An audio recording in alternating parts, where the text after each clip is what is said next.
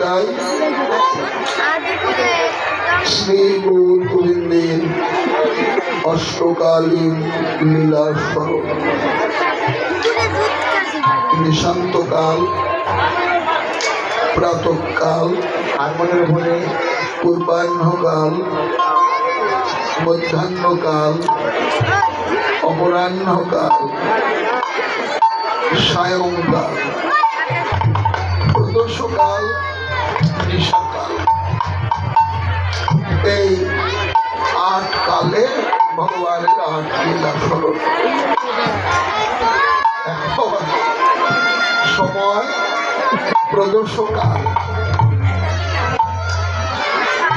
লীলা স্মরণের বিষয় গৌর গোবিন্দের প্রদোষকালীন লীলা। লীলা স্মরণের বিষয়বস্তু বৃন্দাবনে নিত্য বাৎসল্যময়ী মা যশোদা, রূপানন্দ, সানন্দ, অভিনন্দ, নন্দন, সব ভাই, ওদের এবং ওদের ছেলেদের রাতের সেবা দিলে। সেবা অন্তে সবাই মিলে নন্দ গোয়ালার সুপ্রশস্ত সুরম্য সুসজ্জিত বৈঠকখানায় সবাই বসে, শুধু নন্দালয়ের এরাই নয়, প্রতিবেশীগণ এসে বসেছে। প্রাচীন গ্রামীণ চিত্র। এখনকার দিনে মানুষের সময় কাটানোর জন্য কত যন্ত্রপাতি, 30 বছর আগেও তো সব ছিল না। পাড়ার কোনো বড় বাড়ির উঠানে রাতের বেলায়, শীতের আর গরমের দিনে, শীতের দিনে কারো বড় বৈঠক খানায় পাড়ার লোকজন সবাই রাতে আসতেন। পরস্পর আলাপচারিতা, কুশলাদি বিনিময় এসব হতো। কত গান বাজনা হতো, কত গল্প গুজব, কত কিছু হতো। এখন তো আর সেসব নাই, কেউ কারো বাড়িতেও যায়। যখনকার কথা, এখন থেকে প্রায় 5,500 বছর আগের কথা। নন্দ গোয়ালার বৈঠকখানায় সবাই সমবেত হয়েছেন, পরস্পর আলাপচারিতা চলছে। রাম গোপাল বনখেলা খেলে এসেছেন, ওদের কাছে বনের চমকপ্রদ কাহিনী সবাই উৎকণ্ঠা ভরে শুনছে।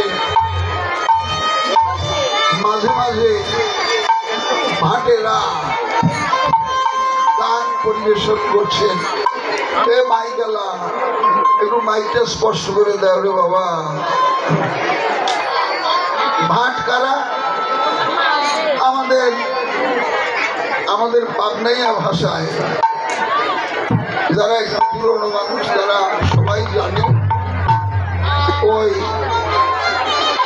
শেষ রাতে টহল দিত না গ্রামে গ্রামে, এদের বলা হতো ভাট। তা কোনো বিষয়কে কেন্দ্র করে গান প্রস্তুত করে সমাজের মানুষকে শুনিয়ে মুগ্ধ করতে না, এরা ভাট। তো মাঝে মাঝে ভাটেরা গান করছে, তার ফাঁকে ফাঁকে হাস্যরসিক যারা, তারা বিভিন্ন হাস্যরসের কথা বলে সবাইকে আনন্দ দিচ্ছে। এমনি করে ধীরে ধীরে রাত গভীর হচ্ছে। মায়ের মন তো সবসময় সন্তানের সুখ চায়। মা যশোদা মাই ভালো হয় নাই বাবা, একটু ভালো করে দাও। মা যশোদা, রাত কত হলো, রাম গোপাল বনখেলায় ক্লান্ত শ্রান্ত, এদের ডেকে আন, একটু বিশ্রাম করতে হবে না। মায়ের আদেশে ওরা গিয়ে বৈঠকখানা থেকে রাম গোপালকে ডেকে আনবে। স্নেহময়ী মা দু ভাইকে শয়ন ঘরে নিয়ে আদর করে ঘুম পাড়িয়ে দিলেন। জেগে রইলেন জাবর গ্রামে মাত্র কয়েকজন মানুষ, জটিলার গৃহে শ্রীমতী রাধারানী আর তার অন্তরঙ্গা সখী ললিতা, বিশাখা, চিত্রা, চম্পকৃতিকা, ইন্দুরেখা, তুঙ্গবিদ্যা, রঙ্গদেবী ও সুদেবিকা। ওরা জেগে কি করলেন? শ্রীমতী রাধারানী সখীগণের নিকটে প্রাণ বল্লভ গোবিন্দের রূপ গুণের কথা বর্ণনা করতে পারে।